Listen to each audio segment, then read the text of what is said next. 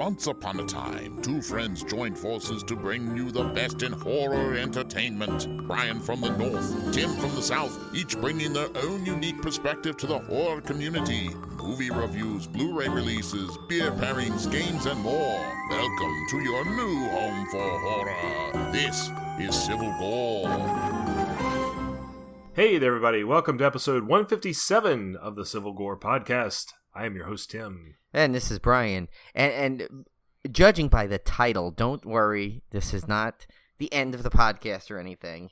We wrote Final Destination. Of course, it's just that we're finishing up our exciting fourth annual Summer Slaycation here with Final Destination week one this week, which we'll cover Final Destination 1 and Final Destination 2. And then next week we will finish it off with 3, 4, and the Final Destination. So that'll be it's actually 3, the Final Destination, and then 5. That's right. They flipped it. Yeah, it's kind of weird. They skipped. They went. Yeah. They did the oddball way to do it, like the opposite of Paranormal Activity. I don't know these movies when they try and go out of the numbers. Yeah, this one was a fun one for me because this is a series like. Anytime it's on, I can put it on and like enjoy it. Like it's not one where it's weird. It's one of those series where I don't really care which one it is. They all kind of follow the same formula, so I kind of like all of them. Yeah. It's one of those I can just turn on any of them and they're good. Although I will say, and we'll discuss this later. I don't know why I remember liking 2 more originally, but for some reason when I watched it this time, it was not. I don't know. I don't remember it being as like kind of. I mean, it had some weird parts to it, but we'll go into that a little bit later. Yeah, we'll go into that. I kind of feel the same way. But before we get to our first chop, which is going to be a pretty hefty one, we did want to say R.I.P. to Chadwick Boseman, of course, best known for his starring role in Black Panther movies, and just a tragic loss at a very young age.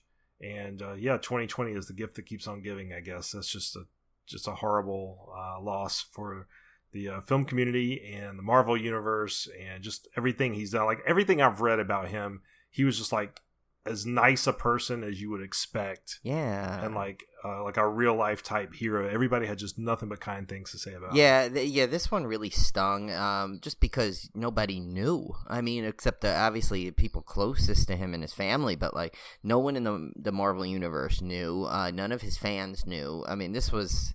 and think about all he was doing during this time while he was still out there filming movies, visiting people, inspiring people. I mean, this is probably one of your best examples, really, of like a real hero playing a superhero. It's like, and it's you hear. I mean, all these people that are saying this, that just shows that and just every interview I've seen, every clip I've seen is always just a genuine guy. And of course, I mean, Black Panther being such an epic part of the Marvel universe, but like just all the other characters he played, he played Thurgood Marshall, he played Jackie Robinson, James Brown. I mean, he was even like pretty much, I don't think there was a role I saw him in that he didn't just kill it in the role. I mean, he was perfect for every role, and he even in like a smallish role he did in Draft Day. I don't know if you saw that movie with Kevin Costner. He played like this an NFL player that like that it was supposed to go was a big drafted player, and but he was really good in that. So he's just this one was just, I don't know why this one just stung. Yeah, it did. We actually lost a coworker. Like right before we found out about Chadwick Boseman, and it was like a sudden death. It was like young guy, 40s, pulmonary embolism, dead, and it was just horrible. And so it was kind of like this like 1-2 punch. Like we found out about him, and then like right after we found out about Chadwick Boseman, it was like what? These aren't like 89-year-old people that are passing away from some old age. This is like just in the prime of their life, being taken away from us for no good reason. So yeah, it was tough, but tough week there. But in happier news, let's get to our first chop because we got some really fun stuff to talk about.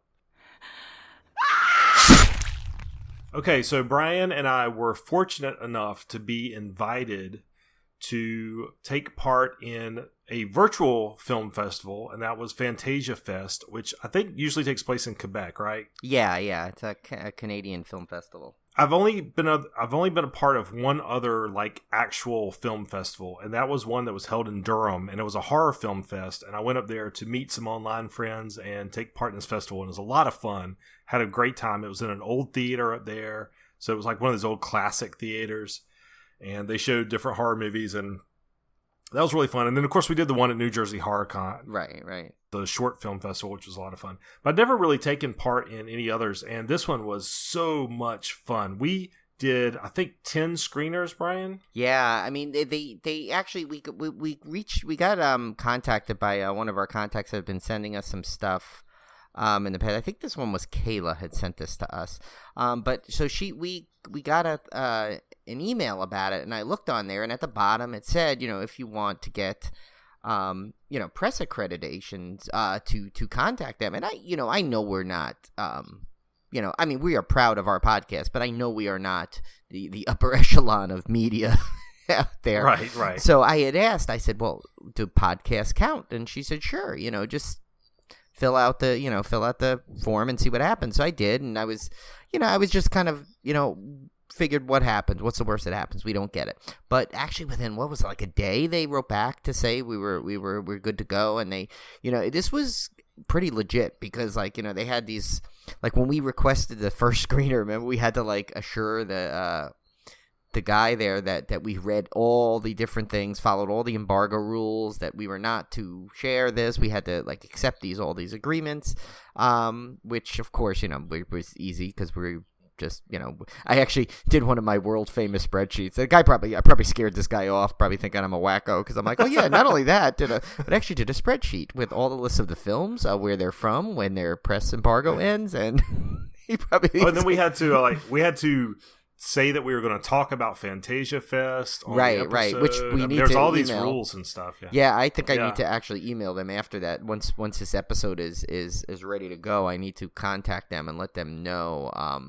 And actually, there's actually a second part to this, which we'll have next week, but we won't go into that now. But we're going to get an interview to one of the movies that we'll talk about tonight that we got approved for, which was pretty nice. It was Tim's wonderful editing skills that got us that interview, because we had to actually, this was the first time where to get an interview, we actually had to send some examples of previous interviews. So this film festival is a big deal. They don't play around. Yeah. They don't just hand you things willy-nilly and or just say, oh, you want an interview? Sure, here's our cast. We basically had to send in our resume for interviews to get an interview, which is cool. But cool because it actually worked. We got the interview, so I guess they liked what they saw. So we'll see how that goes. We'll have that for you soon. And but let's talk through some of these films, Brian, because I'll tell you what, I had a blast with this. I really genuinely had a great time watching these movies. And I don't typically watch this many movies in this short a time span, but all of them were at least interesting enough, if not really, really good. In fact, there was none on here that I actually hated. Everything had some bit of redeeming value to it. Oh yeah. There was an odd one in there that I think that was my fault. I kind of misjudged what the topic was about. So after seeing it, I'm like, well, this is not really a horror film in any way. But why not? We'll go through it anyway. Well, I mean, once I started watching it, I'm like, all right, I kind of got to finish it now. And the great thing about these film festivals is you get to see movies you probably would either have never seen this close to release or may never see at all. Because I mean, some of these are indie films. They're and I'm not saying that they're all low budget, because some of these were really high quality movies, but they're all over the spectrum. There's no guarantee that all of these would be a Shudder exclusive or anything like that. Right. There's some that would have just gone by the wayside you would have never heard about. Right, and some aren't even, aren't from, a lot of them actually aren't from the United States, so the odds of us getting to see it anytime soon, just for that reason, is a thing in itself. Because, I mean, the first one was, I believe that we're going to talk about, The Columnist, was from the Netherlands. And that one I was really excited to see, just because, I mean, first of all, the description of it, I'll give you, is a columnist and author Femke I don't know, or Femke, I'm not sure if I pronounced that right, is flooded with anonymous nasty messages and death threats on social media. One day, she has enough and decides to take revenge. And isn't that, like, really the just that secret fantasy that a lot of people have these days? Because, social media has become just a toxic cesspool. As well as it does help a lot of things, it also just is just a terrible place for some things, when people will feel that they could say anything because they're hiding behind a keyboard or a phone. And this was by the director was Ivo Van Art, which has one of the coolest directors' names ever. And and it started. But really got me to look at it too was that it starred Katja Herbers from that CBS show Evil that I love. So I really wanted to see this. And this was I think the first one I watched, and this one was really good. I thought this was definitely one of the highlights that we saw, I think. Yeah, I had not seen her before, and I was just enraptured by her performance. I mean, she's just like riveting whenever she's on screen. Yeah. She just has this like realness to her that I don't know how to explain it, but she just was like utterly captivated every time she was on screen. She just commanded the screen, and I absolutely loved her performance. Yeah, and she's like that good in Evil too, in the show Evil. That's why you have to see that, because she's so good in that. She's just there. Yeah, there is something about her performances, whether it's whatever character she does, she seems to just kind of take over. And it's like it was an interesting role because she played a little bit. Obviously, I don't want to go into too many spoilers, but she does play a little person that's a little unhinged, so to speak, but there's this comedic quality to her. There's this snarky, sarcastic side to her, and she just went through them interchangeably, but without like a jarring transition, So it was really she just was so perfect for that role. It's a really interesting movie. Yeah, and I think it her performance was one of those ones where you could have a performance that basically can take a plot that's very basic, but then propel it to a new level, and I think she did that in this. Yeah, absolutely. It's a bit of a dark comedy in some ways, but it's also very horrific in others. Interesting, like the comedy is very dark. Yeah, and so it's hard to describe. It's very, very interesting, and I love anything from like the Netherlands, those kind of countries. Like, I don't know, there's something about that area of the world. I just love everything they put out, everything they produce. I will just eat it up. Music, movies, books, I don't care. I just love it. So that was definitely a highlight of the festival for me. Yeah. The next one up was Bleed With Me, and this one it's a self-described slow burn. Yeah. So this one, I didn't have to even say slow burn. We went in prepared. we went in prepared, and this one is out of Canada. And I'll read you the synopsis here. It was directed by Amelia Moses. During a winter getaway at an isolated cabin, a self-destructive young woman becomes convinced that her best friend is stealing her blood. And this one was really strange, but in a good way. Yeah. It was one of those sort of like The Beach House. It was one of those. Great analogy to that a movie. Yeah. Let's put a few characters in an isolated setting, and because you can work with a limited budget that way, but still make an effective psychological thriller. And they did that to the T in this one. And this one started out a little rocky for me. I was like, I don't know about the performances in this. I was thinking the same. And Brian thought the same thing. And then by the end of it, like, we were both like, man, this was really good. Yeah. And I don't know that I completely understood all of it, because I'm not the sharpest movie watcher. I'll leave that to Olivia. Yeah, and I also think it was intentionally ambiguous in parts. Yeah, you're probably right. Yeah, it's one of those you'd really have to watch a couple of times to really get every nuance of it. So, and we were speeding through these so fast, of course, we didn't have time to watch them multiple times. But it was a very intriguing movie, very dark, very creepy, and I don't want to go into the plot too much, because it's just a very much a character-driven psychological drama that you'd have to just kind of have to watch for yourself. Right. See, this one I could actually see getting to Shudder. I don't know why. I just have a feeling that this one will come to Shudder in some way. This seems like something, like, based on some of the other, like, that you mentioned the Beach House is why. It's like Shudder seems to go for these films that could really stand out on their network, and I think this one would get some good responses on there. Yeah, I think so too. Next up was Monster Seafood Wars out of Japan. This was a guilty pleasure. I had to request. Yeah, we love our monster movies.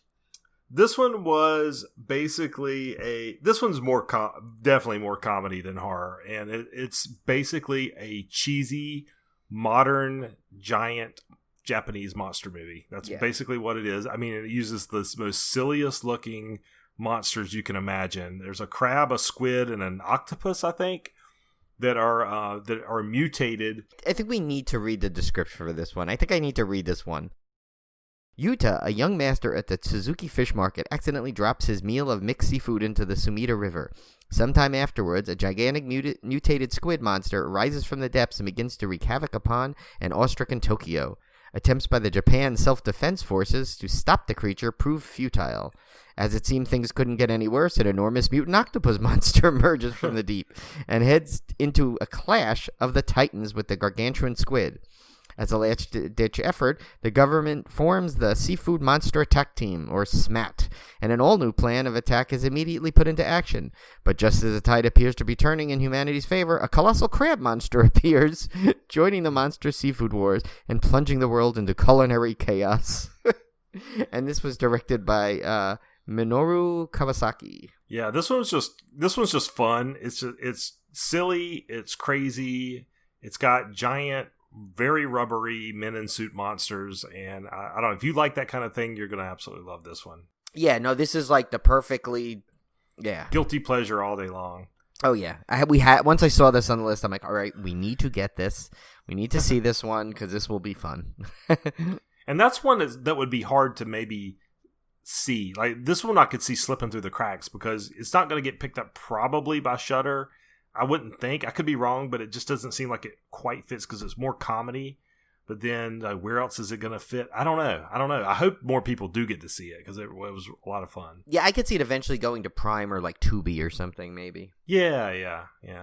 Next up was a very interesting one, The Curse of Audrey Earnshaw. And when I saw this one, you know what I was expecting? I was expecting The Exorcism of Emily Rose or The Possession of Molly Hartley. You know, it's those same possession type movies. And instead, what we got was kind of a faster paced version of The Witch. This one's interesting because it's a period piece that takes place in a different period than you would expect. So it's a kind of a witch trial feel, like The Witch era, but these people are in the 50s, and they just basically, it actually takes place in the 50s, but they're in a community that has never modernized or adapted to modern times. So they're still kind of back in that Salem witch trial type dress and speech and everything. And but it tells a tale of, well, let's read the synopsis here instead of me rambling. Well, there's not much of a synopsis. Yes, no, this one didn't have much. A mother and daughter are suspected of witchcraft by their devout rural community, and this was by Thomas Robert Lee, director. And like I said, it just felt very much like another take on The Witch, but a little bit faster paced, but still has that same very artistic style to it that I really liked. It was almost like I don't want to say an elevated version of The Witch, because The Witch was already quote unquote elevated, which I know some people don't like that term, but I don't know how else to describe it. But it was a neat, if you like The Witch, I think you're going to like this one. Oh yeah. And especially it's like, this is like a witch, like with revenge element added to it, which even like ups it a little bit in terms of like a plot device. But this one was really good. And I have to say that the lead, Jessica Reynolds, I cannot see her not becoming a huge star. She was phenomenal in this. Yes. Phenomenal. She was another one of those that was like captivating. She just had this weird quality about her that was really, really interesting. Yeah, and she has not been in a lot. In fact, this was her first feature. She was in another TV show called My Left Nut, I guess, and this was only 3 episodes in that. So she's relatively new to the scene, but once people, I think, if they get wind of this performance and they see it, I think, and see, this is another one I could see totally going to Shudder or Netflix or something like that. Like, I think one streaming service will pick this up. And I think this will blow everyone away at her performance, and I think she's going to be, just like we said about Nicole Bryden Bloom from 1BR. I think Jessica Reynolds is going to be a big star once I think they get wind of her acting chops here. Yeah, definitely. The next up, another one I really, really enjoyed because it was an anthology. This is the Mortuary Collection. I think this is the only American movie on our list. It might be, yeah, I think it might be. This one was an anthology, featured Clancy Brown as a great role as an undertaker in the wraparound story, which was also really good. And this was, I don't know, this one was just really, for an anthology, it felt really packed. Like the wraparound was very meaty and the stories were good, but they were all really varied as well. And it even poked fun of itself as being an anthology at times. Yeah. And they even told us when they sent it to us, they said, if you like the those old EC comics, which we know Tim is a huge fan of those, and I love them as well. And of Creepshow and all that stuff, it Tales from the Crypt, this like wraps all of that up into a nice package, and just this was great. And the quality of it, I think didn't they mention that it was like a lesser? What did he say? What were the words he used? Like low budget version or something? Lower budget. Yeah. I think we actually talked to Ryan Spindell, who's the director, in email when he sent over the screener, and he mentioned something about it being low budget. And so this whole time I'm expecting this low budget indie film, and it was like, it looked completely non-low budget. Like, I don't know, their style and stuff was so cool. The style really weirdly reminded me of was that show Pushing Daisies. Oh, if you don't remember that old television show, it kind of had that quirkiness to it. And everything about this kind of had that same kind of quirkiness to it. I love this one. Really he's great. Someone I got to reach out to him and see if he wants to come on. I'd love to talk to him more about this one, actually, because this was just where he said low budget, I'm expecting low budget. This looked like incredibly high quality. The set pieces were nice. The sound effects had this really cool, like hauntingly, like just that like Tales from the Crypty type of and Creepshow-esque type of like I can't, for lack of a better word, there's just this almost echoey feeling to it, if that makes sense. I can't think of the right word, but like where this, like, it feels like you're totally surrounded by whatever's going on, and I thought this just pulled you in right away. And again, like, I don't think there's enough Clancy Brown in the world as it is. No. And he was so perfect in his role as the Undertaker character. And I'm a sucker for a good wraparound, and I thought this wraparound was as good, if not better, than the individual stories. Right. I couldn't wait to get back to that, to the wraparound piece, which was unusual for an anthology. Yeah, very unusual. I thought that was its strong suit, was the wraparound. It's a very, very well balanced anthology. I thought very well balanced. This one, I think, will definitely have to. This one will definitely hit the streaming services. I guarantee it. I could see this one going to Shudder, absolutely, and deservedly so. And I think this will be a big hit on Shudder too, once it hits, because I think, there's a lot of horror anthology fans out there, and especially it'll go and pair nicely with them owning, having their own Creepshow series. So it'd be great. Yeah. The next one up was kind of the weirdest entry on our list, and probably the one we least liked, but not because it's a bad movie. It's just this was not Brian and I's cup of tea, and it was called Texas Trip: A Carnival of Ghosts. And let me read the description if it helps at all. Well, this might be, if you hear the description, you might see why I was. Yeah, so I put it on our list to ask for. Addict Ted, Virginia Black, and Mother Fakir are performing, making strange sounds, and remembering songs of a dark past, while Greta is at home, distracting herself, hiding from reality. Zombies, ghosts, freaks, drive-in mutants, sick, disgusting, who believe in blood and breast and beast. Sorry, Joe Bob. This generation of Americans, conceived by their parents in the backseat of a Chevy on a night out at the local drive-in, bottle-fed with images of exploitation cinema, monsters, and fear, are now fighting against social norms and a life of feudalistic servitude. Isolation, back to the wilderness, meet these brilliant musicians, fed up with the hypocrisy of capitalism's melody, experimenting with their identity with abstract ideas through the materiality of their own body and flesh to the extreme. And this one was basically a documentary style. From a documentary perspective, it really doesn't even tell a story as much as more like a slice of life type. Yeah, because it doesn't have like any really voiceovers or like true interviews. It just gets showing pieces of things. Yeah, like, clips of these artists out here, doing experimental music, doing body modification stuff. I mean, they're interesting people, don't get me wrong, but it's not really my cup of tea. I'm not into really experimental music. I'm not into that kind of art form. I love the sideshow type stuff and the exploitation type 70s drive-in stuff, and this is kind of adjacent to that. But it's just not it's not the social circles I run in, so I really couldn't identify with it on that level. And like we said, it was more kind of just clips of this stuff, so there wasn't really like a narrative structure to hang my hat on. So I don't know. This one was definitely my least favorite of the festival, but I don't want to say that as saying the film itself was bad, because if you like this kind of stuff, I think you'd really enjoy it. And there's some really cool imagery in this. I mean, it's really well shot and everything. Yeah, well, and there was a Joe Bob clip in it, like voiceover. You could hear Joe Bob speaking, and that's where I like. When I saw that Mutants Freaks, I'm like, oh, this is going to be kind of like, I thought literally it was going to be a bunch of people that used to like to frequent the drive-ins, and while it kind of starts off hinting that that's what it's going to be, it just changed, and I'm like, what? And then towards the end, I mean, they don't hold back on showing some of that body mutilation. So literally, the guy makes himself into almost like a human violin at the end. Yeah, he's like puts stuff through his lip, and then he strums. Yeah, it was a little. Well, definitely interesting. So to speak. It's out there. It's definitely out there.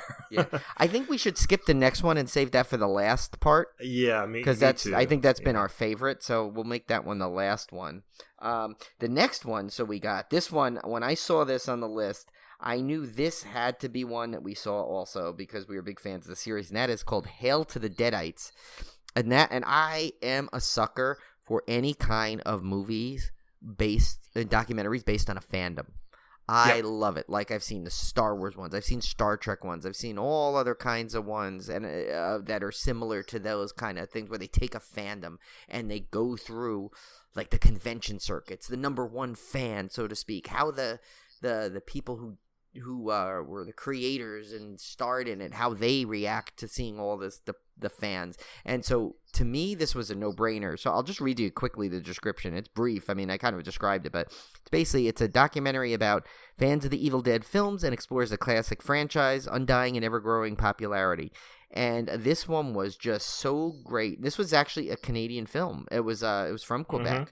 So it's a hometown favorite, I guess. And this was great because they go through a couple of this one is like pretty much and this is not a negative. It's pretty much classic documentary. What's the word I'm looking for? Like the cookie cutter documentary style, basically. Yeah. But that's not a bad thing because I like that style, and there's a reason why it's used a lot because it goes through and it kind of highlights several different people, and it cuts back and forth to them, and it shows so a lot of Bruce Campbell, so you get that if you're wondering. You get that. You get a lot of the cast reacting. You see a couple of cosplayers. You see supposedly the one that won the number one Evil Dead fan. I love the story about that guy that was my favorite out of the bunch was the one about the guy that was like the number one Ash cosplayer.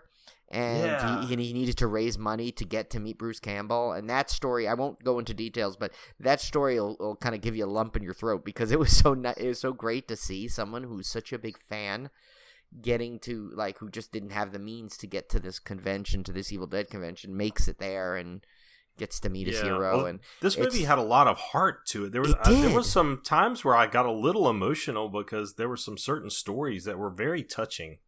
And which is seems kind of weird for an Evil Dead fan movie, but I mean they really put a lot of heart into it. They did, and you know what? I think it also because you and I are involved in a lot of fandoms, and it made me a little choked up about this when I saw the convention circuits because I'm like I miss going to conventions. I remember the fun we have at conventions and our coaster family that we always get to hang out with that we haven't been able to in the last year. So this was a really, and it was it was short for a documentary. I mean it was just under an hour and a half I think. And, 78 minutes. This packed a lot of heart into it. And I mean, even if you're not an Evil Dead fan, I would say, just if you're a fan of any kind of fandom, I think this is a documentary is a must watch. Yeah, I really, really enjoyed that one. Yeah, this was definitely one of the. I know we've said that a lot of times, but this one was a true like surprise highlight onto I think the feeling it gave us. I knew we would enjoy it, but I didn't expect like the feels from it. Yeah. The next one up is For the Sake of Vicious, which is aptly named because this movie is a vicious little film. This one has a very strange premise. An innocent nurse, a tortured maniac, and a suspicious hostage face off against a wave of violent intruders as they descend upon their place of refuge on Halloween night. And man, this movie started off a little slow to me, but I can't say it's not slow burn by any means. No, not a burn. It's slow revealing, I think. Slow reveal, yes. And so this nurse comes home to find this guy bloodied and beaten up in her floor, and there's another guy who's making her patch him up. And there's this whole thing about how he raped this guy's daughter, and there's this whole, and you don't know who's the bad guy here. All you know is this poor nurse is kind of trapped with these two men. And then they unleash the intruders. And then you start getting intruders coming in. And it's just a wild, wild ride. And I'm talking, if you want to see brutal fights. Yeah. Like this is a very close quarters combat like you would see in like a Bourne movie. But in the bloodiest way possible, this is what this movie is. It is nonstop, knockdown, drag out, brutal, bloody, hand-to-hand combat.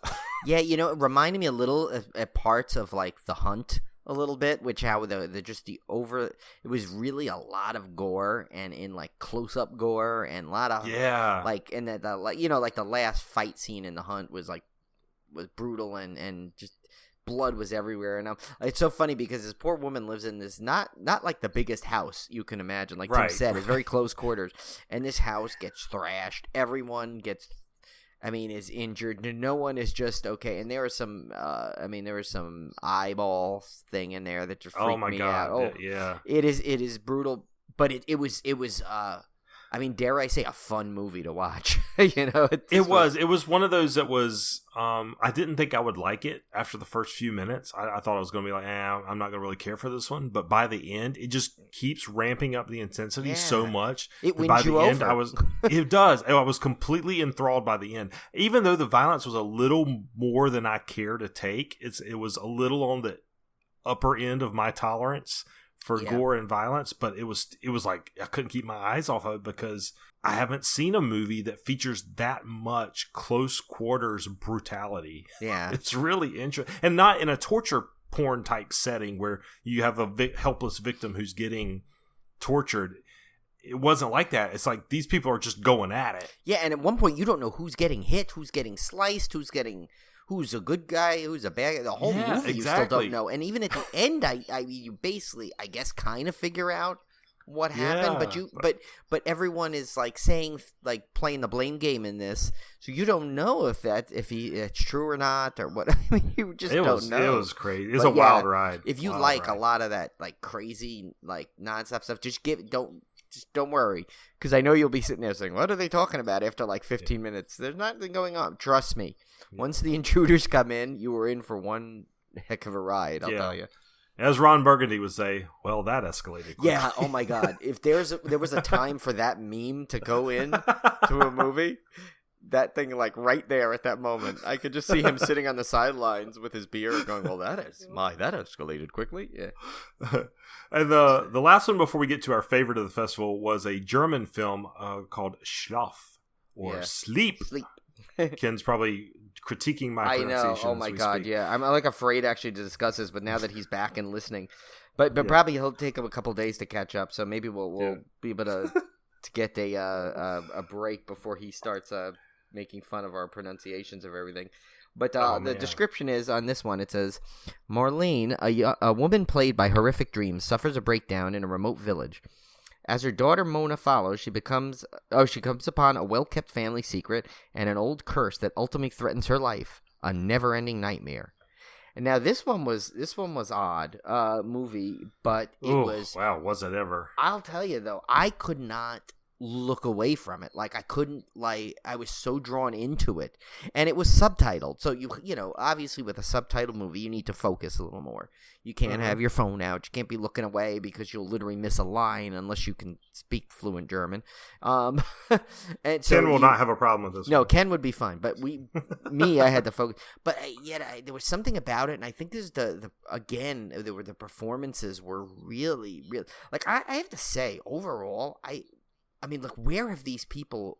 I mean, granted, because they're from other countries that we don't see, I guess they're a large amount of work. But I feel like this festival has shown me so many incredible actors out there that especially we'll get to that in our final film. But like this one, because I thought the daughter was incredible. She had this quality about her that, like, I mean, granted, like she just conveyed emotion without any facial expressions through half of it. And since I don't even – and think of that, how hard that is to do when it's not even in your native language. So it's like, you know, I'm reading a subtitle, but yet – and her face kind of stays the same, but something – maybe it's her eyes that change, but something you could get her emotion out of everything. Yeah. Even though she wasn't – yeah, she was just really, really good. I just – and this one was just – I think it was – this one dangled you along the perfect way because you just kept wanting to – you kept getting a little bit more reveal.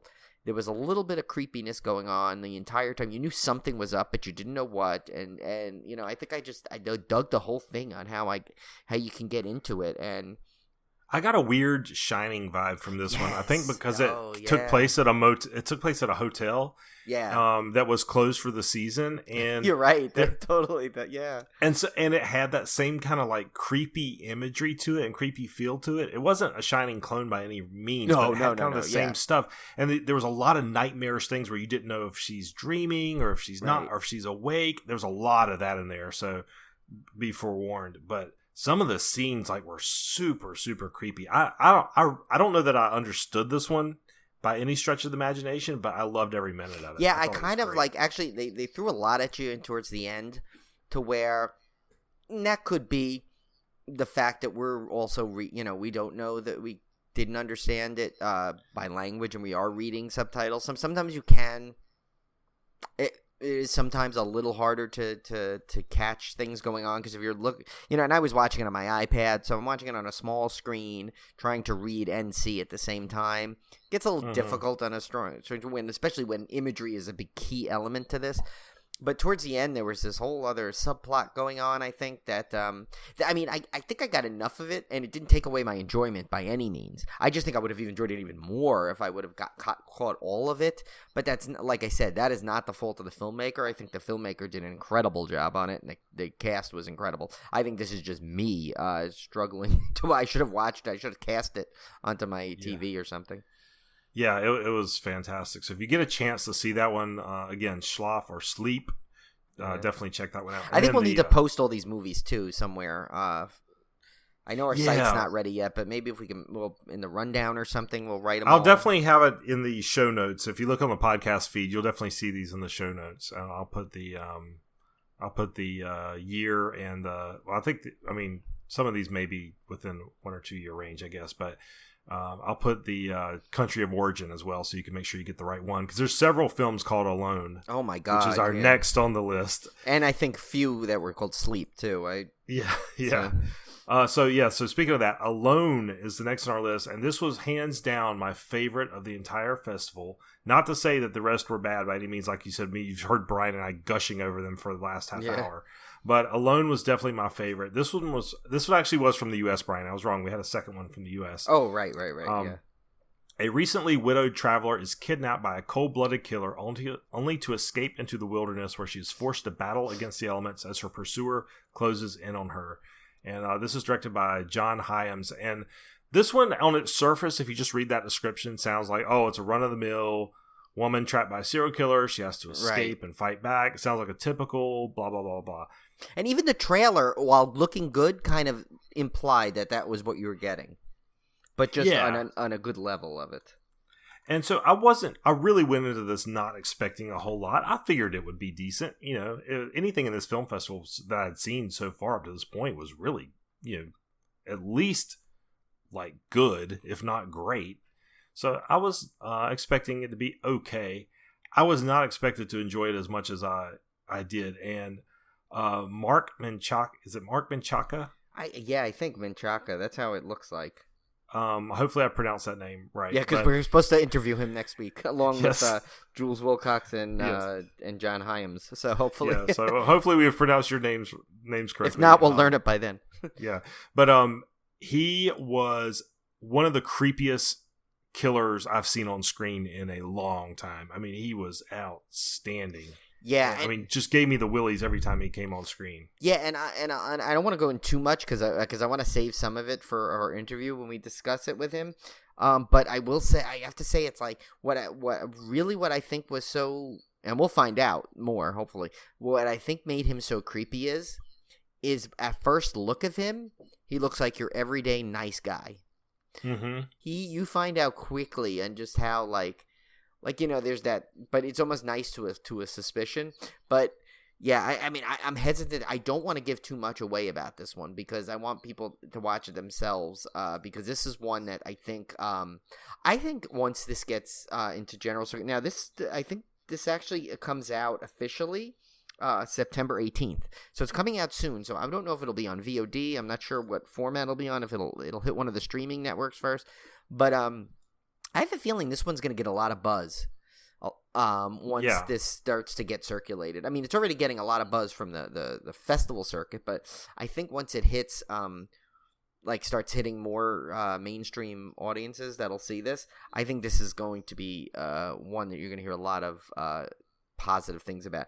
And I mean, I think remember, when you have a movie like this, when it's really focusing on pretty much two central characters, I'd say 95% of the movie, you have to have a strong cast, and I mean, I can't see two other people that could have fit this one better. I mean, they are perfect in their roles. I mean, like Jules Wilcox, without going into details, just from her character in the beginning to the character in the end, played brilliantly. And we've already said about Mark Menchaca, who he's going to be, I think, a name you're going to hear a lot about for this performance. Well, he's in Ozark, and that's a show I have not watched. That's right. I knew I heard his name before, but I wasn't sure. Yeah, I'm not familiar with Ozark, unfortunately, although I've heard it's fantastic. So I didn't know his character from that. So I just went in blind. Like, it's the first time I'd really seen him, and I was blown away. And I'm the type that I always think, because I'm a big true crime fan, so I always think true crime or realistic things are the scariest out of anything in any horror movie. And this one is so totally realistic that's what makes it probably the scariest movie out of everything I watched during this film fest. Because that kind of stuff really happens. Yeah, it looks like he was on an episode of Black Mirror too. Ah, okay, so cool. Go check that out. Yeah, no, this one, I think I'm excited actually to see where this one goes, on how this how this develops, because this will be this was definitely our favorite, I think, and I'm actually really excited to talk to them. I mean, especially because Tim and I want to know what he did to get that super creepy. Yeah, it was great. All right, so I guess we should get into our feature films since we're already taking up 45 minutes here. Yeah, wow. We checked out Final Destination and Final Destination 2. Final Destination is up first. From the year 2000. Which I was funny when I was watching this. I was like, this was in the 2000s. And why do they have these big CRT monitors and these flip phones? And you forget how long ago 2000 was. It was 20 years ago. They did not have that stuff. That is crazy. It's hard to believe. So, directed by James Wong, starring Devon Sawa as Alex Browning, Ali Larter as Clear Rivers, which I spent the entire movie thinking her name was Claire. I thought it was Claire until I saw the credits. I know, but recent, years ago. But I always picked it up as Claire, even though now I hear it, it's always as, no pun intended, clear as day. When the father says, he goes, "Clear's on the phone." I'm like, oh, it is. I thought they were just being I thought just clear, so I don't know. Claire, yeah, I just thought they said her name weird. Yeah. Until Final Destination 2, and I saw her name actually written out. I was like, oh, it is Clear. It's clear. It's clear as day. Okay. Kerr or Carr Smith? I don't know, because we have a Carr Avenue. Yeah. And half the people in Wilmington think it's Kerr, and half the people think it's Carr. Yeah, I think that's the most unfair name ever on the planet. Oh my God. Too many people say it one way, too many people say the other. Somebody needs to just step out and switch it one way or the other already. I don't care which way. I just want There's even descendants in Wilmington of the family, and there's two different factions of the same descendants that disagree on how the name's pronounced. I mean, so if my gut tells me it would be Kerr, but then again, as we know the English language, nothing is said the way it's spelled. Yeah, see, I've always heard it a Carr. So. Right, but I mean, if you look at it the way it's spelled, yeah, if anything, it'd be Kerr. Curse, Kerr, maybe Carr, because it's two R's with the maybe Purrington will come out and see. Anyway, whatever. It was they played Carter Horton. However they pronounce her name. Whoever he is, yeah. No. Kristen Cloak as Valerie Luton, Daniel Roebuck as Agent Wine, Roger Gwenveru Smith, as Agent Shrek, not to be confused with the ogre. Chad Donnella as Rod Wagner, Sean William Scott, Stifler himself, as Billy Hitchcock. I've referred to him Stifler the entire movie. Yeah, except he's so non-Stifler, and that disturbed me at some points. But we'll get. It was poor guy. You know, he will forever be known as Stifler. Sorry, Sean William Scott. We love you, but you're Stifler. Amanda Detmer as Terry Chaney, and Tony Todd as Bloodworth. And we got a Tony Todd like on Twitter. Did. That was like that was a highlight. That is like up there as one of the highlights that you can get, especially because I could picture him going as he hits it, like I can't picture him just like I feel like he audibly likes everything too, but he goes I like that and then clicks it, like I can't imagine him just like scrolling through all haphazardly, just pressing buttons. He would have to say something. Yeah, he would comment. Civil Gore podcast. Yes. That's a good. I like them. I like that reply. I will put a like on their page. Well, now we just cursed him from ever coming on the show. They're making fun of me. But no, Tony Todd is a gift to the world, and I fight anyone that says otherwise. But this one I believe I saw in the theater. Oh, I did. Opening night, I saw this. Oh yeah, I saw this one, and oh man, what a great crowd movie these Final Destination films are, because they're literally all about the kills. I mean, every horror movie, every good slasher movie at least, is definitely all about the crazy kills, and Final Destination basically distills what makes a slasher movie great to its purest essence, which is not the killer, but the actual kills themselves. There is no killer. The killer is death. So is nothing but pure concentrated kills, which is what I love about this series. And I had a blast with this one. Oh, yeah, and this was fun in the theater, too, because remember, a lot of it, like, took kind of, the second one, too, there was a lot of New York and Long Island references to where this took place, and I remember there was, there was any time, like, I think it's the second one I saw in the theater, too, so every time there was any kind of, like, reference to that in the crowd of Long Island theater, there'd be, like, a buzz, like, an extra buzz, like, and, like, I remember I kind of gave out a little extra cheer when I saw Stifler there wearing a Ranger jersey, but yeah, no, it was, and well, let me get to him real quick while we topic. I think what was so weird in this is because at that point, he, nobody knew who he was, and then he played Stifler right before this. So you knew him as Stifler, and in this he's like the most opposite of a Stifler as you can get. And it was actually kind of jarring because I'm like, he just, it almost doesn't seem like the same person. You know, it's so weird because Stifler is all about just confidence and he's so low key in this one. He's so low key. He's like being bullied and like almost nerdy, and I'm like, this isn't the same guy. This is so weird. But so you guys know the story of this one. So a group of kids basically, one of them has a premonition that this plane, they're all going to Paris for an exchange trip, which reminded me of my exchange trip to Germany back in high school. So that was some good times there. Fortunately, our plane did not crash, or even I never had any premonitions it would crash. Although I will say, high school kids back then make plane crashing references all the time while in the airport and on the plane, being totally obnoxious. I still remember that to this day. People making plane crash jokes while we were on the way to Germany, and back then you could get away with it, and TSA wouldn't haul you off the thing, and so that was a lot of fun, and so they reminiscing about that trip. But one of them has a premonition that the plane's going to crash, which is now a iconic for this franchise opening disaster sequence, in which basically his dream of seeing the plane crash plays out as if it's real. And do you remember the trailer for this almost had a lot of this sequence in it, like for a trailer? Like it showed a lot of that, and that's what made me want to see this. Because I am terrified of. I mean, I love flying, but of course I'm terrified of a plane crash. But yet I seem to have this morbid fascination to any kind of plane crash, how it's presented in film. Like I think, and I thought this was still one of the best ones I've seen. This one is up there. I think Alive was up there. What's that one? Was it Fearless? Is it Fearless or the? Yeah, I'll tell you the one from Castaway scared me a lot too. Oh yeah, that one was pretty intense. That was pretty brutal. Yeah, and so but basically any kind of plane scenario like that. For some reason, I just have this fascination with how they present it on film. And I thought, like, when I saw this, I remember my friend Mark and I were like, oh my god, we gotta see that, because he has the same thing. He loves like seeing like these plane crashes on film. So we knew we were seeing this opening night, and like I tell you, that opening scene does such a good job. I mean, for really, like, if you think about it, like, these are like, I mean, most people will call these, like, this whole series like, oh, you know, a bunch of cheesy horror films.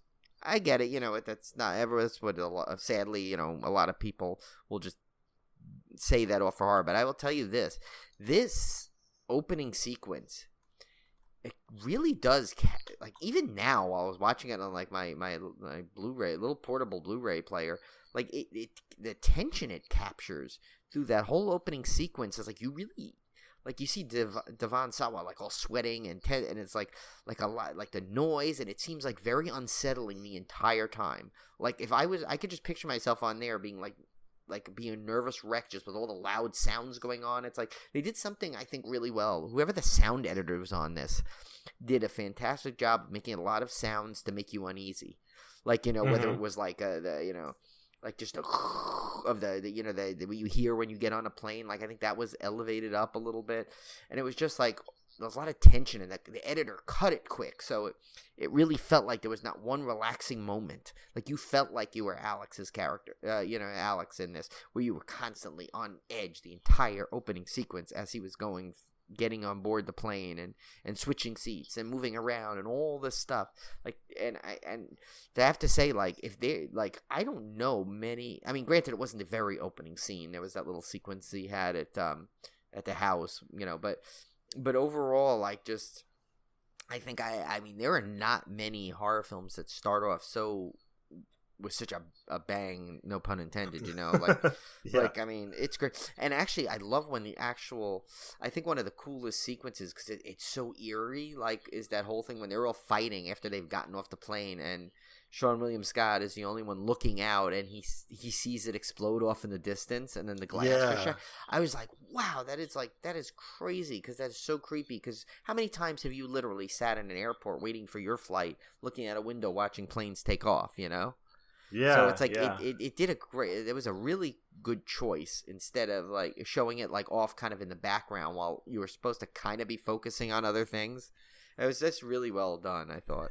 One of the things I loved about this series was they built tension in a way that I don't see a lot of slasher films build tension. In the slasher film, your tension is built with a killer approaching the victim, and you like, oh, they're going to get killed, or the victim's running around in an empty house, and you know the killer's in there somewhere, and that's where your tension comes from. Right. But in this one, with death being the killer and there being no actual killer per se, all the tension comes from how are they going to die. Like, I know he's going to die, but I don't know how. And the deaths are so intricate, as we'll find out, and they get more and more intricate as the series progresses. But the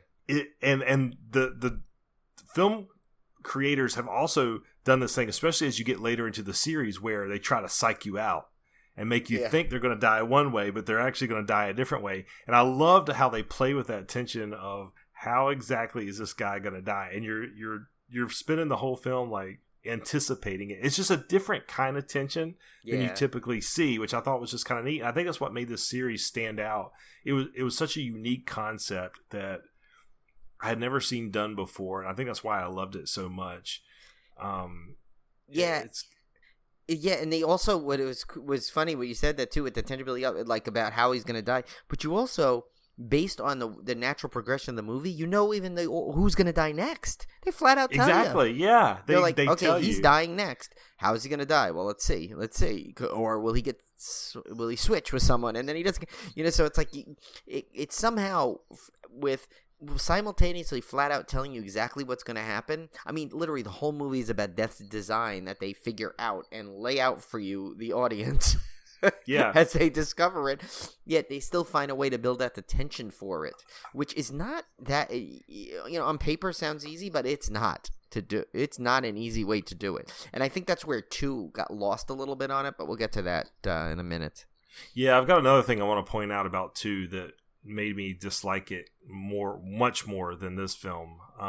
But this one was still establishing the ground rules. There were no rules set up for a Final Destination film, which I thought was really refreshing. When I went back and watched it after being familiar with these movies, it was kind of fun to see it distilled back down to its most basic element before they had layered in all the audience knowing essentially what the formula was. It was kind of neat to go back and just watch the basis of it. Yeah, because I remember after that came, I still remember, like, now for those who, I mean, we might mention it before, now Tim gets the joy of it too because he's on the text with us, but like it was always like, Cone is like, when we say Cone's breaking news, like he literally is like almost like 24/7 like this news source. And I remember like when after the second one came out, he would text me, he goes, oh, guess what? The third one's going to open with a roller coaster. Oh, the fourth one, they announced the opening sequence, And I'm like, it's like he's always on it. And I remember that was like the thing. It's like, it became like after, really, when you think about it, like after the second movie, it was like, really like, it was like, okay, what is the opening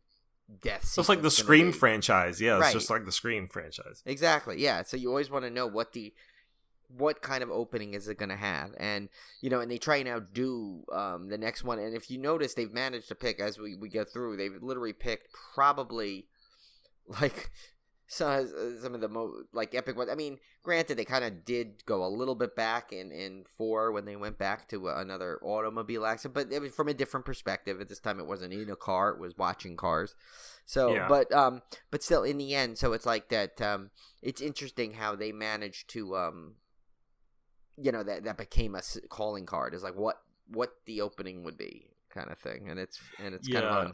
To me, these are hard to really talk about from a plot structure perspective, only because there's so many good kills in this series. Like, to me, they all blend together.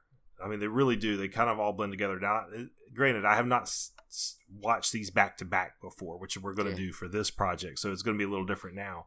But in the past, it was kind of like I'd go back and I'd think about some of my favorite kills, but I wouldn't necessarily be thinking about the plot line of 3 or the plot line of 4. All I'm thinking about is the kills in each one. Oh, I love that part in 3, and I love that part in 2, and I love that part in 4, that kind of stuff. So to me, it's a little bit scattered. But in this one, like I said before, you kind of lay out the baseline where he figures out, okay, this is Death's design. We cheated Death once. Death is still coming for us because we cheated it, and it's going to try to kill us in the same order that we were on the flight. So they kind of try to figure out, with the help of Tony Todd, of course, figure out what's going on here. He's great in this. Even as a small part. Oh my God, yeah, but how would it impact? That shows how amazing he is. He's in it for like, a total of like 3 minutes? Yeah, exactly. And he still commands the screen. One of the most memorable portions of the film, But this kind of lays down the groundwork that if you can somehow like cheat it or get it to skip, or somehow you can kind of evade this curse, and which we'll find out later isn't actually accurate. Yeah, well, he does. Yeah, then he kind of changes his gives a little bit more detail to it in the second one, in his little interstitial there of But yeah, so that I mean, that's really the premise of every Final Destination film. It doesn't really veer off of that track too much. I mean, these were made to be crowd-pleasing Friday night date horror movies, and they do it very, very well. And I know I'm a bit of a hypocrite because I accused Paranormal Activity of being this one-trick pony that only works best in a theater. And Final Destination, in a way, is kind of the same thing. It's another kind of one-trick pony, and yes, it does work better in the theater, but for some reason, like, I can sit there and watch the Final Destination movies over and over and still be entertained, which I can't say about Paranormal Activity. For me personally, I think Paranormal Activity had this kind of had this air about it. It wasn't just a one-trick pony. Like, it tried to make you think it wasn't a one-trick pony. This one didn't try that. This one flat out said, okay, you know, after the first one, and then when you see what the second one is like, I was like, okay, they're just gonna make a ton of these, and you're gonna go out and see. I mean, it's kind of like the Saw movies at some level, yeah. Where it's just like you keep on getting, you know what you're gonna get. Okay, they're gonna be caught in a trap. Yeah, you find out a little bit. Maybe there's a little plot points going on to it, but you know, and then they, you know, as it got on the Saw series, you know, where they had that subplot of the dirty cop but you know, I mean, but just overall, it's like. But you know what this has that Paranormal Activity and Saw do not, is a sense of humor. Like there's a dark comedy to all of the Final Destination movies because the deaths are so over the top. They're so Rube Goldberg-esque. There's always some kind of weird, ridiculous coincidence or contraption or something to make these deaths possible that it's always like fun. Like even slashers aren't necessarily always quote unquote fun. I mean, they could be brutal or they could be torturous. But this one, like every death scene is like quote unquote fun, for lack of a better reason. I mean, for lack of a better word. Aside from maybe like the opening disaster, which is usually pretty like crazy and epic. Yeah. The one-offs are usually kind of like just like you're laughing out loud, almost like in the Hatchet movies, of how over the top and ridiculous they are.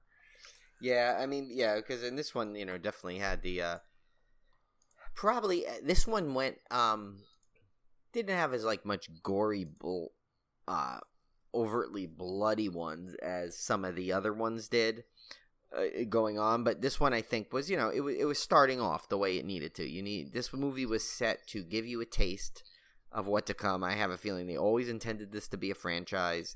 And they just, you know, they kind of basically set up the rules, they set up the plot, they set up what you can expect. There is one important thing they established in this movie, and that is the surprise death. Yes. Which you always get in these movies. You always get the one that you don't see coming, that is quick and sudden, and I like that about the franchise as well. So that one established in here as well. Yeah, because if you think about it, like most of them, what they'll do is they'll lull you in the whole movie about these slow setups, and you see like, okay, this rolled down a hill. Okay, this nail moved into position. Okay, this weight is going to land on this thing, and here goes the shelf.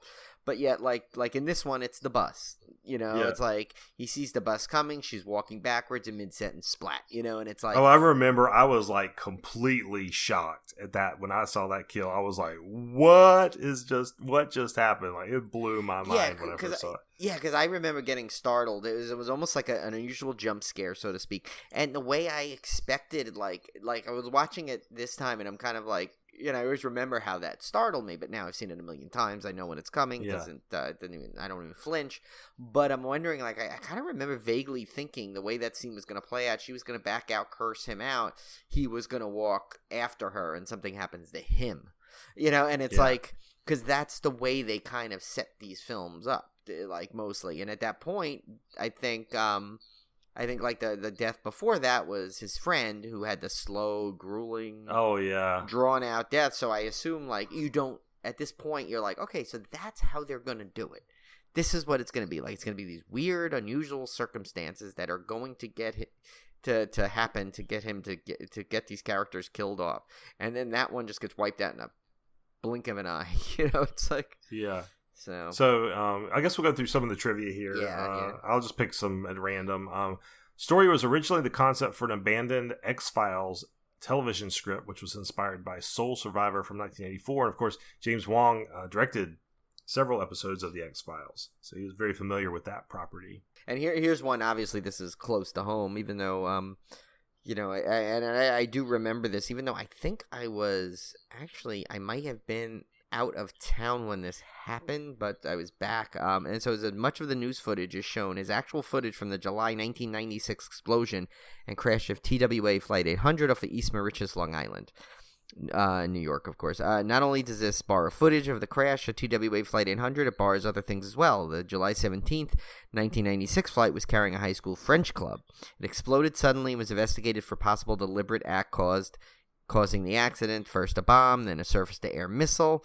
As with this film, it was ultimately decided that the crash was a result of a mechanical failure explosion in the central fuel tank. And I do remember all the theories behind it going on, because it wasn't gone that long. I think we were only gone for a few days, and I think we were driving back as it right after it happened or something. But yeah, so I do remember all that stuff where they literally thought it was a missile that shot it out, and then they said no, it was a big deal. So it's like, it was interesting that they were actually even allowed to use some of this footage. But yeah, because that had not been too long before '96. I mean, yeah, it was only 4 years later. So Clear's cabin is the same one from Lake Placid, from 1999. That's kind of cool. Yeah, if you notice, you could see little Betty White like hiding in the corner. Here's one I find interesting, because I just can't. I don't know. I feel this is like, I just can't picture them in this. But it says the original casting choices for Alex and Clear were Tobey Maguire and Kirsten Dunst. Both actors would later star in Sam Raimi's Spider-Man, of course, from the trilogy 2002 to 2007 as Spider-Man and Mary Jane, respectively.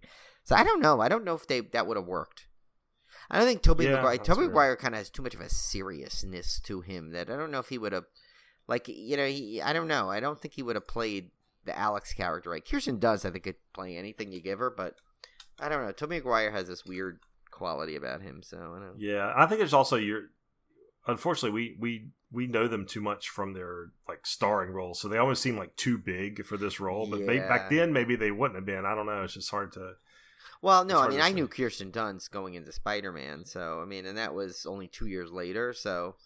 Yeah. I mean, by that point, of course, I knew her from Kirsten Interview with the Vampire. Yeah, everyone knew Kirsten Dunst by that point. Yeah. And most people knew Tobey Maguire, but yeah, I mean, I think Devon Sawa, it was just, I think he had done Idle Hands by this point, right?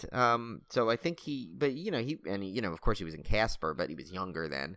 So, but like, I mean, I knew who he was when I saw him, but I know he's not like a big super known person at that point. So, all right, well, let's get into Final Destination 2. This came out 3 years later in 2003, directed by David R. Ellis. Ali Larter returns as Clear Rivers, A.J. Cook as Kimberly Corman, Michael Landis as Thomas Burke, David Paycow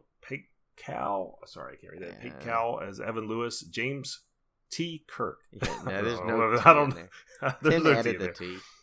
James Kirk as Tim Carpenter, Linda Boyd as Nora Carpenter, Keegan Connor Tracy as Kat, Jonathan Cherry as Rory, Terrence T.C. Carson as Eugene Dix, Justina Machado as Isabella Hudson, and Tony Todd back as Mr. Bloodworth.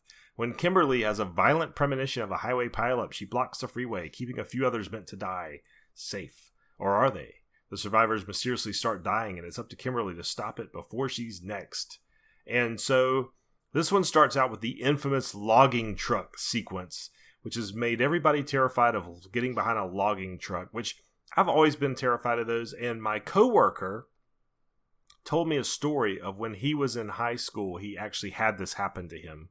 Oh. Like, he was in a car when a logging truck, a log slipped off the back and impaled his friend. Oh my God. Yeah, so apparently it is a thing. But yeah, that was that great opening sequence. This is actually to me, like you said, Brian, at the start, I had expected to enjoy this one a lot more, and after I saw it, I was really let down. I had not seen actually 2 in a while. I did remember the logging truck sequence, because it really is a spectacular opening disaster. That's really, really well done. I mean, it's long. It's got multiple explosions and collisions. I mean, it's just complete. Yeah. Almost laughably sequence. Yeah. It's almost laughable how like ridiculously. Yeah, I mean, people can just keep blowing up. It's kind of comical a little bit. My problem with this film is that it overcomplicates everything, and their attempt to do more, like add more to the mythos and make the deaths more spectacular, I think they just overcomplicated everything. And the one thing I really disliked about this one was there were sequences in here where death seems to be taking a much more active role, and I don't like that. I like when the kills are like, even though they're implausible, they could realistically happen if everything went just the right way. So it could somehow play out. But I don't like it when windows are shutting on their own because death is shutting the windows. And there was a lot of that going on in here. And I was like, come on now. I mean, make it at least look plausible, not like some supernatural entity is shutting the doors so that all the gas stays in your house. I mean, come on. I didn't like that. Yeah, I didn't like that either. And I thought there was a couple things, and this is no knock on the performers itself, because I think Ali Larter's great, and I think AJ Cook is amazing. She's been on Criminal Minds for years.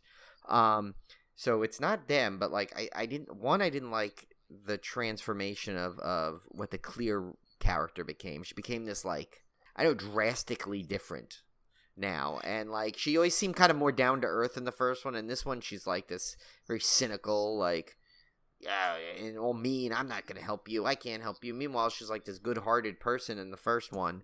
Well, also, it's like, what triggered this? Like, she comes from the end of the first one. I mean, granted, they're still dealing with this at the end of the first one to some extent, even though they think they've gotten over it. They're still dealing with it.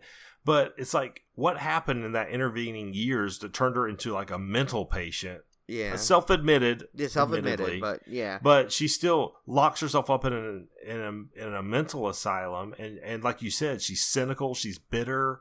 It just, I mean, I can understand if you were like having to cheat death for 2 years or 3 years, it would probably grate on your nerves after a while. But still, it just, like you said, I didn't. Her character wasn't likable. Like, you want her, she was the hero of the first one, and now all of a sudden she's like this, like, really bitter, mean person in the second one. And there's another thing. I mean, I know it's funny saying this from this franchise because it's cookie cutter in its nature. But like, how many times have you seen that in a sequel where the person from the first one comes back to now like be the advisor to the second one, and it never doesn't always work out well. And and it's used a lot of times, or even sometimes later in the franchise when someone returns and they come back as now like this expert on everything kind of thing. And maybe if she would have came back like 4 movies later, I would have bought it. But the fact that she comes back right away, I don't know. I just didn't buy it. And then to AJ Cook, like some of the lines they gave AJ Cook, oh my God. And some of the lines in this movie, like there's one that like it always kind of bothered me because it seems so like overly dramatic and cheesy.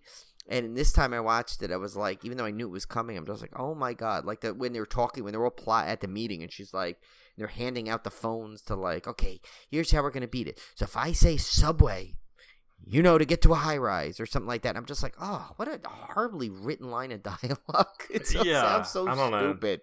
It just sounds stupid. And I'm like, I'm like, oh my God. And like she, and I'm not blaming her because I know she's a great actress. And, there's certain movies you can see like, where the dialogue could, I mean, look at like, a lot of people always say like the Star Wars prequels, Natalie Portman is an incredible actress. And she, like, just, some of the lines she gave in some of the movies were just so bad. And it's like they blame her. And I'm like, sometimes there's just no good way to say a horribly written line of dialogue because you're in the context of the movie. And if it doesn't work, it's not going to work no matter who says it. You know? So it's like, and so just that line bugged me yesterday. And the whole, when I watched it, and just I don't know. It's just there's so many, and the whole thing with the when Tony Todd comes in, he explains now the oh well, now a new life will bring death, and then so they make that happen, but then somehow she figures out no, she has to almost die to beat death. Yeah, they what is that? That doesn't make sense. So why is she? So she's going to trick Death, who has managed to supposedly, if you buy into the premise of this flick, finds out when you've changed the design and then changes it itself, but now you're gonna like, what is it, not look, it's got its back turned while you drown into the water and then get brought back to life, which means you never really died. I mean come on. Yeah, like I said, they overcomplicated, and I had read that this one went through a lot of rewrites with a lot of writers, and it shows because it's just convoluted, kind of a mess. I mean, all this movie had one simple job to do, and that is just give us more Final Destination, but instead they broke the sequel rule. You want more, you want bigger, and that's all you had to do for this movie, because that's what the franchise went to. For some reason, they decided, okay, in part 2, let's try and get creative and twist things around. No, you're not there yet. Bigger. Do that in later on, maybe when the formula gets tiresome, which it never happened to get. So they managed to have a decent formula that managed to stay. But I don't know why I don't remember not liking this film, but I'm thinking already that oh my god, when I rank these, I could already see it's at least it's not 1, it's not 2 already. So it's at bare minimum, it's starting at 3. And I have a feeling it's going to be lower. I think it, because I know I love 3. I love 3. 3 I love, and that's one of my next to the first one is probably my favorite. I actually ended up really liking the last one, I remember. But we'll get all to that again. Who knows? It could change when I watch it. But I already know that 2 is going to be not high on my rankings. I can tell you that now. Just after that, and I feel bad because I love the cast in this. What we just saw her, Keegan Connor Tracy. She played that chain smoking business girl that I remember she was just in Z on Shudder. I thought she's really good. And it had a great cast in it. It didn't. I liked the cop character. I thought he was just a really good nice guy, and it's kind of, he kind of had some funny little dialogue. Remember when they're all doing that thing? Well, how are we gonna find this car? And he's like, I'm a cop. It had some moments, but just it like you said. I think all that writing collaboration there was its detriment, because they tried to get way too complicated when there was no need. They could have literally just played this formula, the first one, new characters, new situations, maybe a little wrinkle. You could still add the fact that we need to stop this. We want to stop her from dying. She's the next one. We can't find her. They could have still had all that adrenaline pumping scene of trying to locate this woman and save her just so they can break the chain. But they didn't need all the she needs to give birth. She needs to do this. She needs to do that. All that stuff. Well, and also they take away all the fun of the movies. The movies are all about the fun kills and stuff. And this one, just to me, they fell flat. None of it felt like it had the same sense of fun to it. There was all this gravity about having to give birth and cheat death and this. There's all this stuff to it that just wasn't, for lack of a better word, just wasn't fun to me. It was another, procedural. Yeah, and I think another, no pun intended or pun intended, depending on how you feel about us here. I think they didn't give they lost the chance to give. I don't remember the pun I was going to say, but I was so bracing myself for this. But they brought in Clear back as a supposed hero, and they didn't even give her the hero's death. They gave her such a cheap kind of. Oh gosh, I hated that. Yeah, they just have her explode and burn, and where you figure she would have had some over dramatized I'm gonna save everybody kind of thing.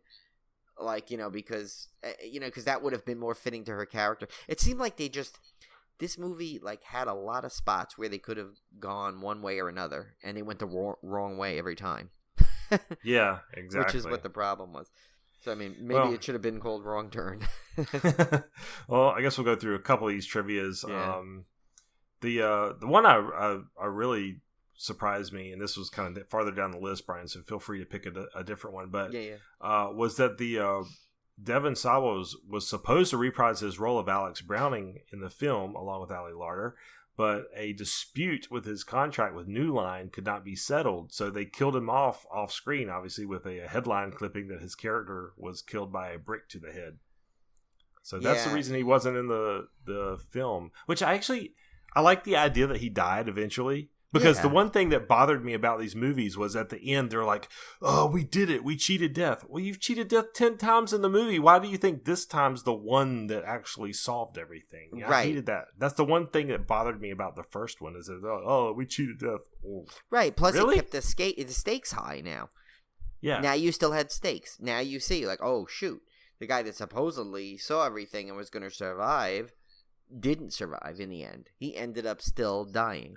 And and look at the at some level look at what Clear had to do to be still alive in that film. She literally left herself in a padded room with nothing. Yeah. To the point of where no possibility for her to be in any kind of danger. Now, and then again, that kind of, if you think about it, it kind of like, there is one point that's kind of still, I guess, that travels over from the first one, is where they have that one conversation at the end where they're like, or in the middle there, right before the bus thing. Remember where she's kind of going. So Alex is actually saying it. He's like, "Hey, I think everything you do is, no matter how far off in the future, is going to lead to your death," kind of thing.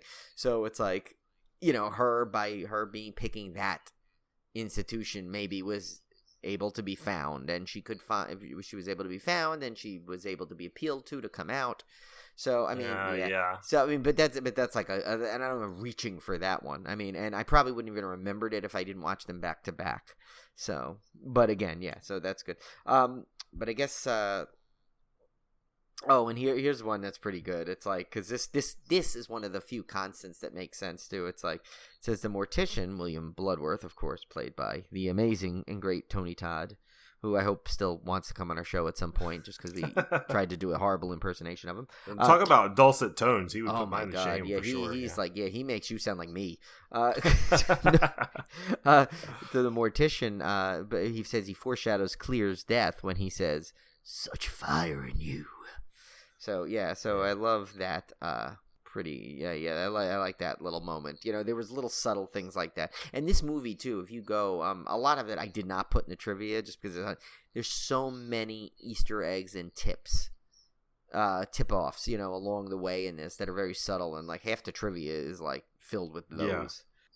I will say, and we'll get to this more when we do the rankings, but to me, there's no like truly awful film in the Final Destination franchise. All of them have at least some good things. Like Part 2, even though I didn't enjoy it as much as I thought I would, like the logging truck sequence is fantastic. Like they all have like some really good kills in them. So when we get through the end of this, it's going to be hard. Like unlike the other series we've done in this Summer Slaycation, this is the one franchise I feel really does not have a single bad movie. No, it really doesn't. And yeah, like, I mean, granted, we're picking on this one, but we're picking on specifics out of a movie. I mean, like I said, it wasn't, and also remember, now that we're going into this, and I think this is something that I notice as it picks up along, and it's always, maybe this is just a victim of being the last Summer Slaycation, but after you've done 3 of them, you almost start auto ranking ahead of time,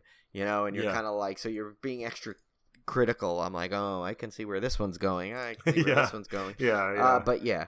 So I mean, but the good thing is was good enough and had enough success that it was able to keep the franchise going. So we got 3, which we will discuss next week.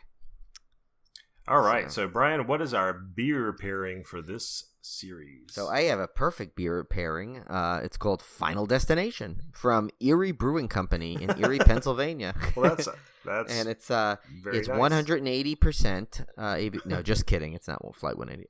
7%. And here's the little description of it. It's possessing a mild malt body and amber in color. This West Coast style IPA is brewed with Citra and Simcoe hops. Final Destination is loosely defined by its bracing bitterness and intense hop aromas. May your final destination be nothing short of hopocalyptic. Definitely love when they do those little fun little teases there. Yeah. So that one sounds like a good beer, and I like that it's in Erie, Pennsylvania. Yeah, that was great. That was a great little quinky dink. Little All bonus. Right, so time for our fan topic food question of the week, and unfortunately, this is gonna be a short one for me.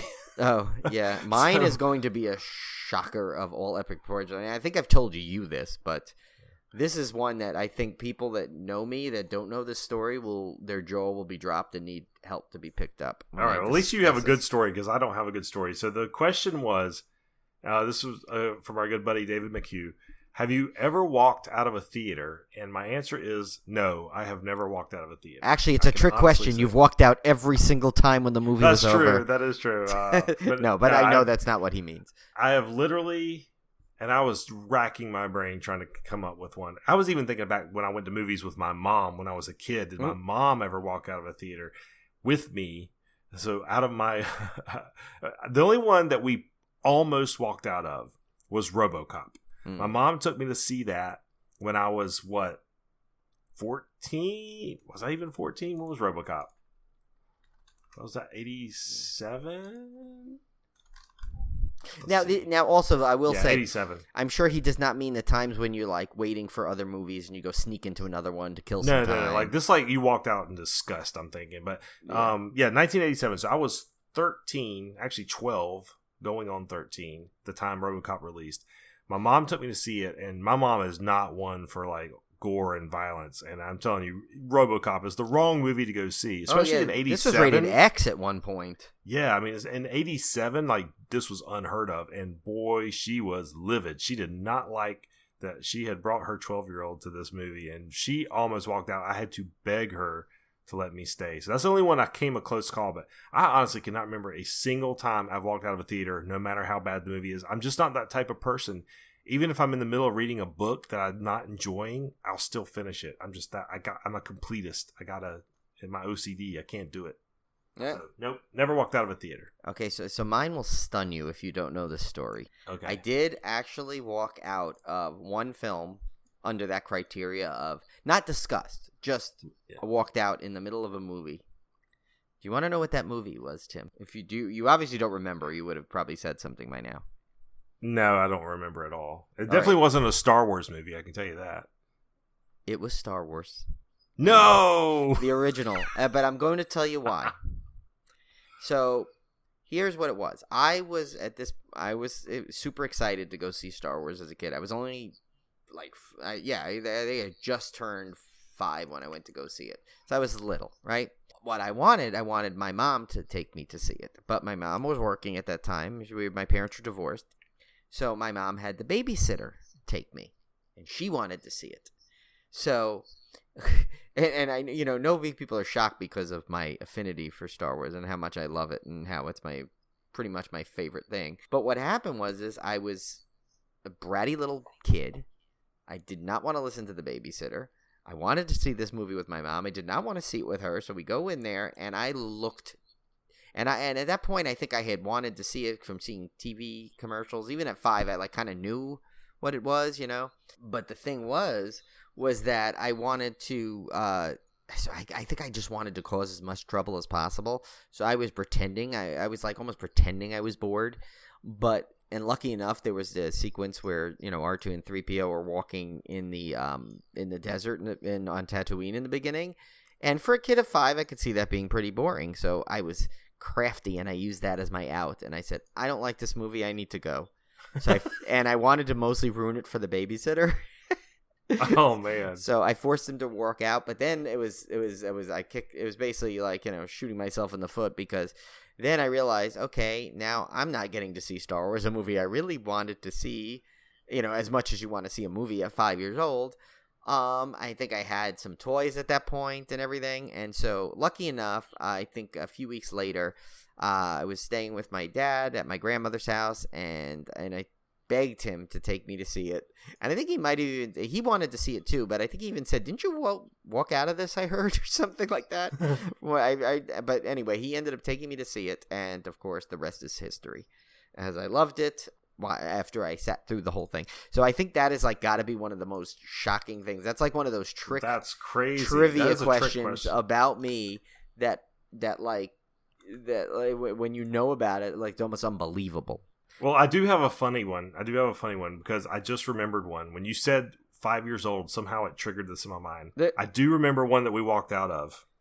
And Kevin will have to verify this, but I'm pretty sure I'm right.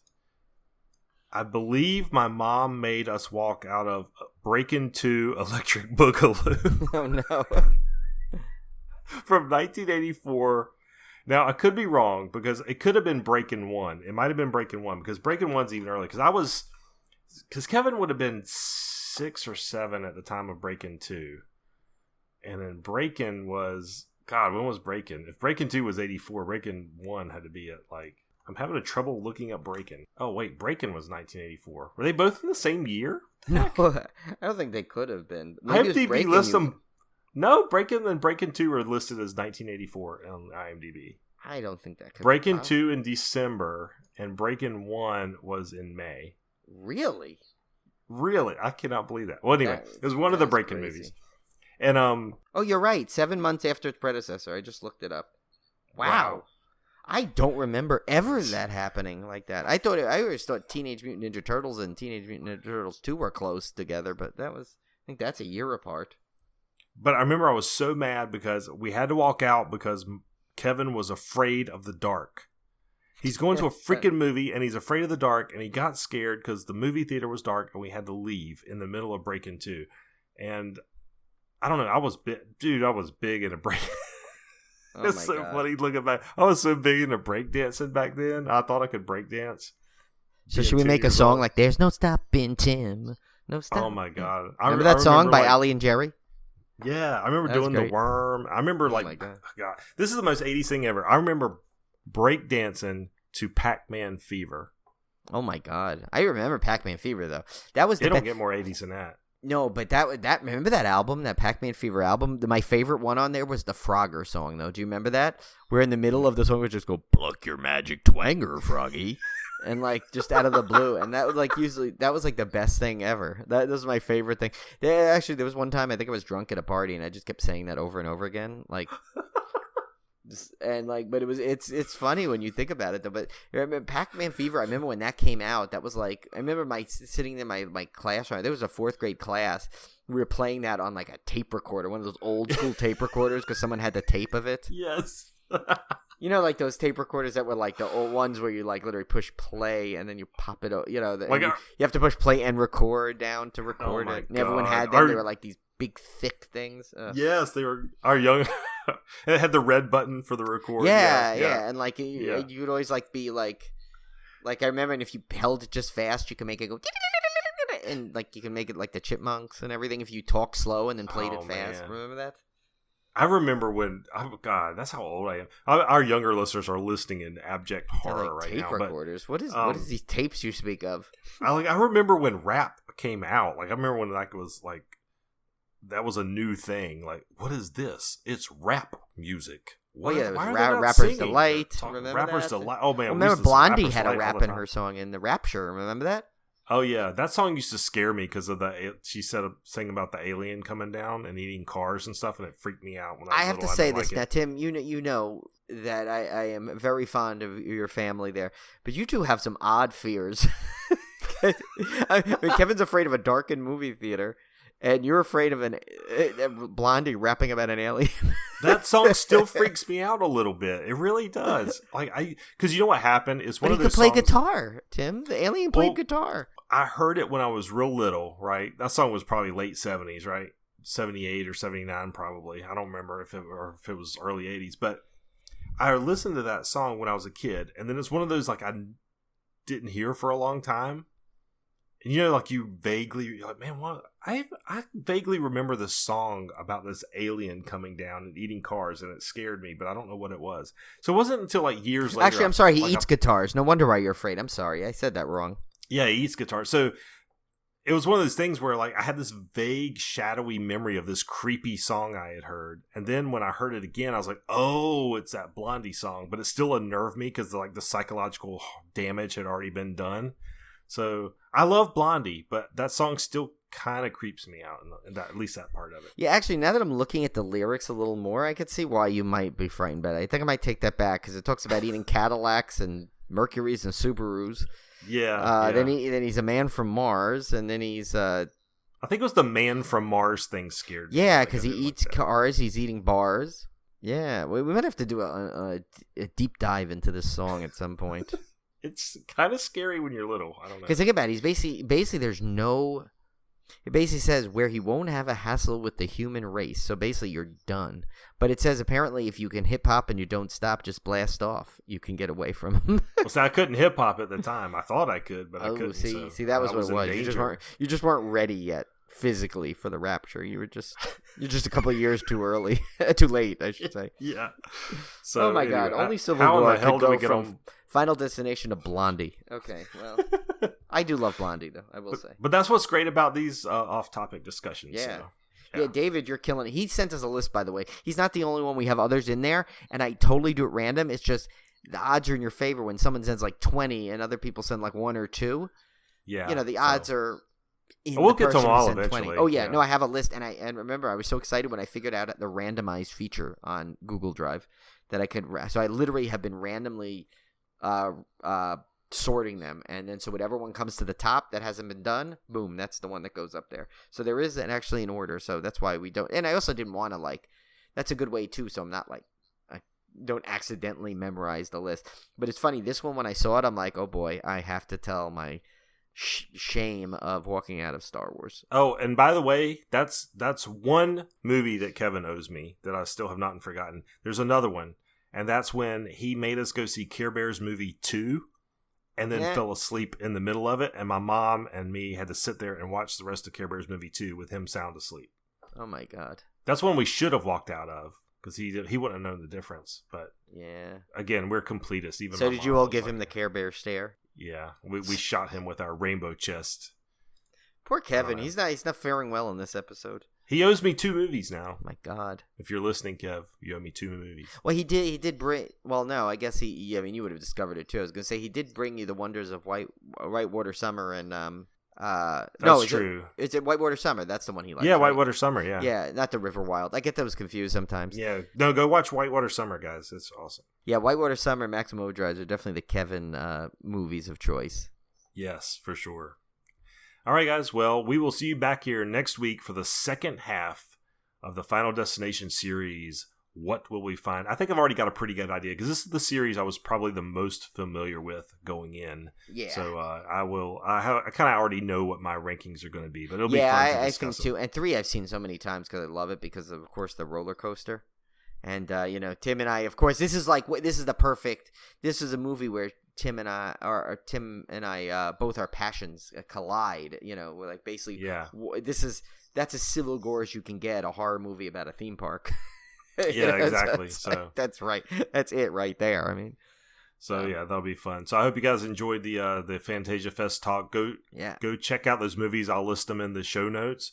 If you can get a hold of them, I'm sure they'll start trickling out here in the next couple months. So yeah, and actually, you know what we'll do? As soon as we find out when they start, we'll make sure we share where they're available for you, and we'll kind of remind you that this is the one we talked about, so that way you can make sure you get a hold of them. All right, guys, so don't drive behind any logging trucks or get on any crazy planes to Paris. Yes, and make sure you don't see any rapping blonde women who talk about people from Mars eating cars.